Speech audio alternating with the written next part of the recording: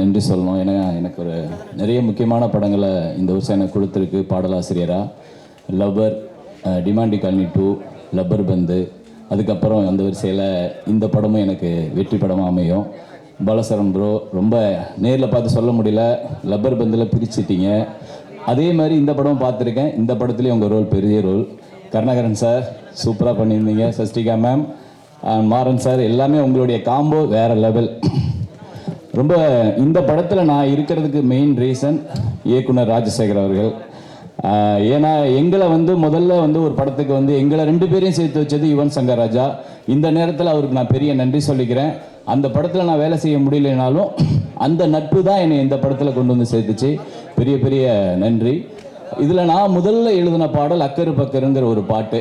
அது எழுதி முடித்த உடனே அது ஒரு சேலஞ்சிங்காக தான் அமைஞ்சுது. ஃபஸ்ட்டு கால் பண்ணோன்னே, தலைவா இந்த பாட்டை நீங்கள் உடனே நாளைக்கே லிரிக்ஸ் முடிச்சு கொடுக்கணும் அப்படின்னாரு.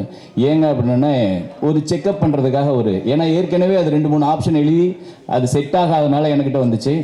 நான் எழுதுனது அவருக்கு ரொம்ப ஓகேவாக இருந்தது. அதுக்கப்புறம் அப்படியே பார்த்தீங்கன்னா ஒரு 6 பாட்டு இந்த படத்தில் நான் எழுதுறதுக்கு பெரிய வாய்ப்பு கொடுத்தாரு. சில டைரக்டரோட வேலை செய்யும்போது தான் அவங்களுடைய அந்த சுச்சுவேஷன் சொல்கிறதா இருக்கட்டும், சில வார்த்தைகளை எடுத்து கொடுக்குறதா இருக்கட்டும், அது நமக்கு ஒரு பெரிய கெமிஸ்ட்ரி ஒர்க் அவுட் ஆகும். அந்த வரிசையில் எனக்கு பெரிய சப்போர்ட்டாக இருந்தது ராஜசேகர் சார் சொல்லணும். கண்டிப்பாக ஆல்பம் ஃபுல்லாக வரும்போது நீங்கள் அதில் வர ஆரஞ்சு பேபி, அக்கரு பக்கரு சாங்காக இருக்கட்டும், எனக்கு என்ன ஆச்சோ, நீ என்ன பார்த்தியோ, அந்த பாட்டு எல்லாமே உங்களுக்கு ஒரு ஃபேவரட் சாங்காக அமையுங்கிற நம்பிக்கை எனக்கு இருக்குது. அடுத்தது இசையமைப்பாளர் ஜிப்ரான் சார் ரொம்ப நன்றி சார். இந்த படத்தில் எனக்கு ஒரு 6 பாட்டு கொடுத்ததுக்கு.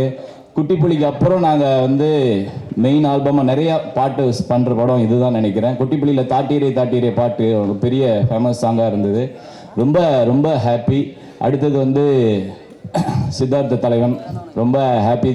உங்களோட நான் சிகப்பு மஞ்சள் பச்சை, அதுக்கப்புறம் இந்த படம் எனக்கு. ஆனால் அந்த படத்தில் உங்களுக்கு நீங்கள் பாடுற பாட்டாக நான் பண்ணலை. அந்த பாட்டை தவிர மற்ற 4 பாட்டு நான் எழுதியிருக்கேன்.